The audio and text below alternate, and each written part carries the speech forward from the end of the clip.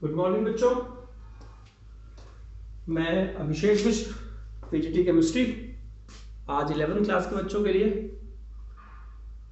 Lesson का नाम thermodynamics. आज इसकी लास्ट क्लास है और आज की क्लास में हम डिस्कशन करेंगे, जैसा कि आप देख सकते हैं टॉपिक में, entropy, Gibbs free energy and spontaneity. Spontaneity का मतलब कौन सी रिएक्शन किस कंडीशन में हो जाएगी, किस कंडीशन में नहीं होगी, अपने आप हो जाती है, स्पॉन्टेनियस नहीं होती, नॉन स्पॉन्टेनियस। इसी का जिक्र हम करेंगे। सबसे पहले इसका जिक्र शायद मैं कर चुका हूं। ये जो एंट्रोपी है इसे कहते हैं डिग्री ऑफ रैंडमनेस। रैंडमनेस मतलब इर्रेगुलर, जिगजैग मोशन, अव्यवस्थित।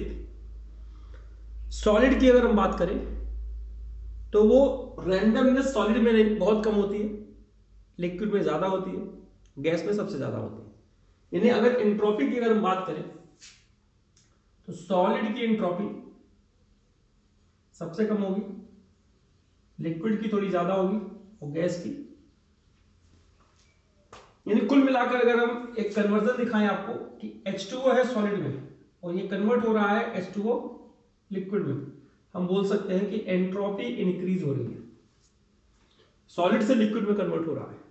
अगर हम इसी को कहें H2O लिक्विड है, ये कन्वर्ट हो रहा है H2O गैस में, एंट्रोपी इंक्रीज हो रही है। उल्टा कुछ बोल दें, H2O लिक्विड है, H2O सॉलिड में कन्वर्ट हो रहा है, तो हम बोलेंगे एंट्रोपी कम हो रही है। इसी तरीके से 2H एटम किसी तरीके से H2 में कन्वर्ट होते हैं। यहां रैंडमनेस ज्यादा, एटम है कम स्टेबल, मॉलिक्यूल्स कंपैरेटिवली स्टेबल होता है, यहां पर एंट्रोपी कम हो रही है, बोलेंगे एंट्रोपी डिक्रीज कर रही है। ऐसा हम कुछ बता चुके हैं आपको। अगर कोई हमें रिएक्शन मिलती है, सोडियम बाइकार्बोनेट जो कि सॉलिड है, हीट करने पर ये सोडियम कार्बोनेट में टूटता है, ये भी सॉलिड है, H2O है, लिक्विड है, CO2 है, गैस है। यहां पर कोई गैस नहीं है और यहां पर एक गैस मॉलिक्यूल्स है। कुल मिलाकर रैंडमनेस यहां बढ़ रही है। हम एंट्रोपी की बात करेंगे तो इंक्रीज कर रही है। इस तरीके से आप समझ सकते हैं कि एंट्रोपी कब इंक्रीज होती है, कब डिक्रीज होती है। और एंट्रोपी चेंज जो होता है डेल्टा H को डिनोट करता है, जिसकी वैल्यू होती है del H upon T, enthalpy change upon temperature. ये आपको समझना है। यहां पे माइनस साइन है जहां तक मैं समझ सकता हूं, आप एनसीईआरटी देखिएगा। ये इस फार्मूले से हम अपनी कैलकुलेशन कर सकते हैं और यहां हम ये लिख सकते हैं कि यूनिट जो होगी जूल पर मोल, अगर एक मोल की बात करेंगे पर केल्विन। यहां पर माइनस तब लगाएंगे जब इस सिस्टम और सराउंडिंग का जिक्र करेंगे। अगर हम इसी फार्मूले को स्पॉन्टेनिटी की कैलकुलेशन हम देख लें, डेल एस अगर पॉजिटिव है किसी भी केमिकल रिएक्शन के लिए, तो रिएक्शन आपका स्पॉन्टेनियस होगा, स्पॉन्टेनियस। और अगर डेल एस निगेटिव है तो बोलेंगे नॉन स्पॉन्टेनियस।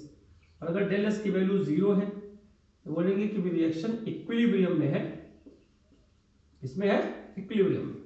कैलकुलेशन कैसे करेंगे ये आपको मैंने बता दिया, डेल एस अपॉन टी। अगर एक सिंपल सी बात हम आपको करें, डेल एस टोटल मतलब universe is equal to del S system plus del S surrounding. याद रखिएगा, हम इस टोटल डेल एस की बात कर रहे हैं कि अगर पॉजिटिव होगा तो स्पॉन्टेनियस, नेगेटिव होगा तो नॉन स्पॉन्टेनियस और 0 होगा तो इक्विलिब्रियम। यहां पर भी हमेशा ये कैलकुलेशन लागू नहीं होती, तो हम डेल जी की बात करते हैं। उसका डेरिवेशन आपको भी दिखा देंगे थोड़ी देर में। इसको जरा सा ओपन करके अगर हम देखें तो यहां लिख सकते हैं del S system plus del H system और ये टी। और अगर हम इसे सराउंडिंग कर दें, जितनी enthalpy system minus del H surrounding upon T, तो ये आपको समझना पड़ेगा। यहाँ हो सकता है कि यहाँ प्लस माइनस में कुछ कैलकुलेशन हो। इन सब से आगे जाकर हम एक फार्मूला फाइंड आउट करते हैं, del G is equal to del H minus T del S, ये इसका, और इसी को हम बोलते हैं गिब्स फ्री एनर्जी। इसका स्पॉन्टेनिटी का क्या क्राइटेरिया है कि अगर डेल जी निगेटिव तो स्पॉन्टेनियस, अगर डेल जी पॉजिटिव तो नॉन स्पॉन्टेनियस, और अगर डेल जी जीरो तो इक्विलिब्रियम। मोस्ट इंपॉर्टेंट फार्मूला है, इससे आपकी कैलकुलेशन भी सॉल्व होगी। यहां पर प्लस माइनस का थोड़ा कंफ्यूजन है, एनसीईआरटी से आप चेक करिएगा कि यहां पर सिस्टम और ये del H surrounding upon T करके हम कैलकुलेशन करते हैं, और जहां तक मुझे समझ में आ रहा है हमें यहां सिस्टम ही चाहिए। अब एक एनसीईआरटी में कैलकुलेशन है जहां पे डेल टी की बात हमारी खत्म होती है। इस पार्ट को मैं इरेज कर देता हूं।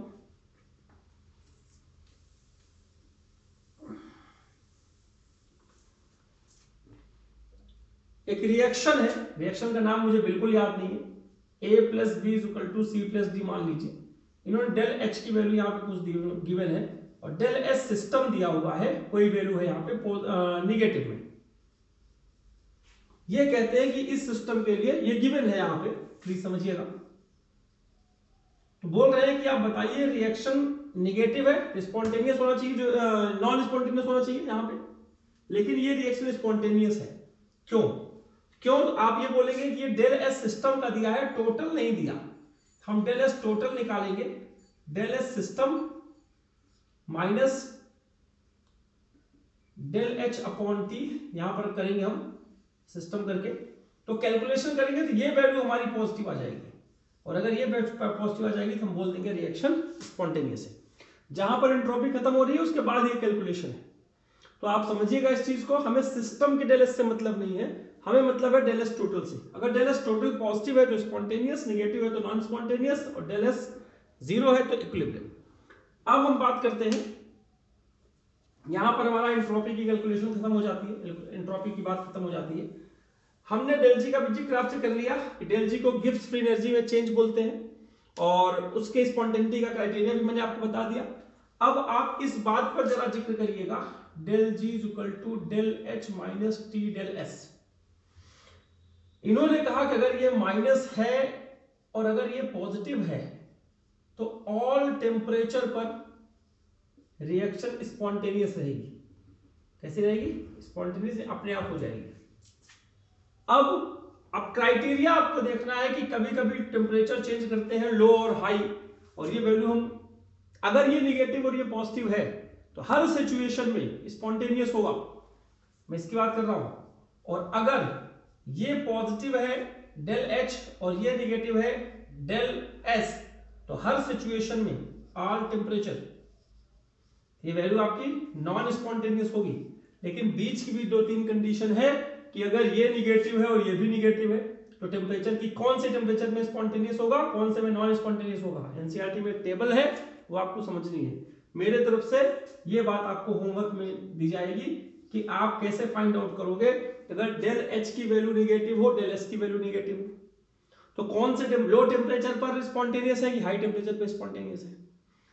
उल्टा कर लेते हैं, अगर ये भी पॉजिटिव है और ये भी पॉजिटिव है तो किस टेम्परेचर पर स्पॉन्टेनियस है, किस टेम्परेचर पर नॉन स्पॉन्टेनियस है। वहां पर दो ही टेम्परेचर है, लो टेम्परेचर और हाई टेम्परेचर।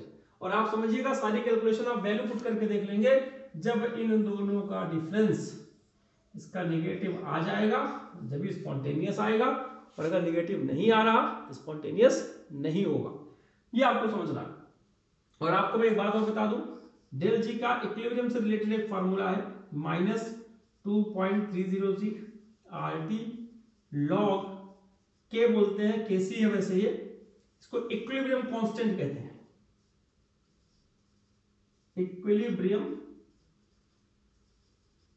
कांस्टेंट, मुझे उम्मीद है ये अननोन टर्म है, लेकिन आप देखिए एक बार यहां पर इक्विलिब्रियम आया, एक बार यहां पर इक्विलिब्रियम आया, एक बार ये केसी आ रहा है इक्विलिब्रियम कांस्टेंट। तो अगला जो हमारा चैप्टर है वो इक्विलिब्रियम का ही है, हम डिस्कशन करेंगे इक्विलिब्रियम क्या होता है।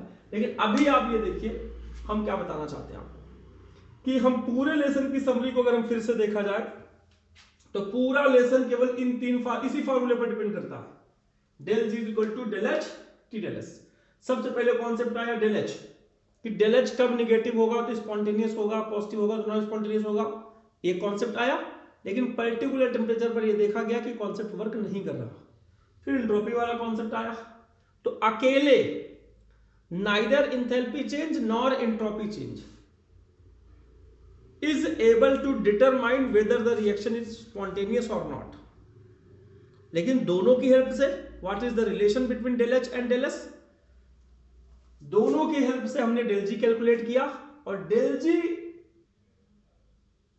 अकेले एबल है ये बताने में कि रिएक्शन स्पॉन्टेनियस होगी कि नहीं स्पॉन्टेनियस होगी, इसलिए इसको हम सबसे एडवांस फार्मूला मानते हैं। और एनसीईआरटी की अगर एक्सरसाइज की बात करें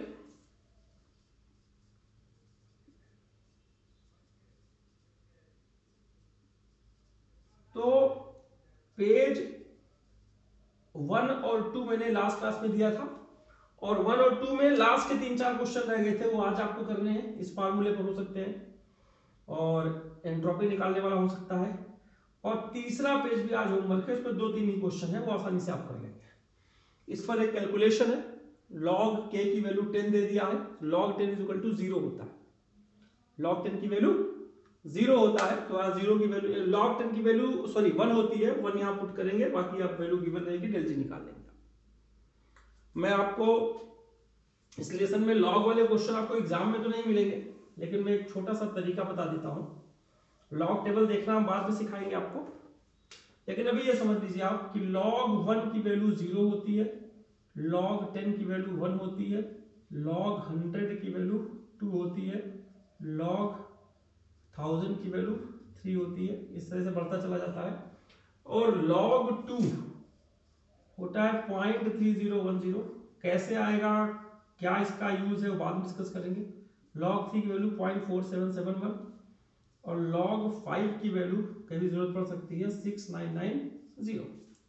तो इस चीज को अगर आप समझ लोगे कि log टेबल हम देखना सिखा देंगे बाद में आपको, फार्मूला उसके बता देंगे कैसे निकालते हैं, तो इतना आप माइंड करेंगे तो कम से कम इस लेसन में जो कैलकुलेशन है वो आपको आसानी से हो जाएगी।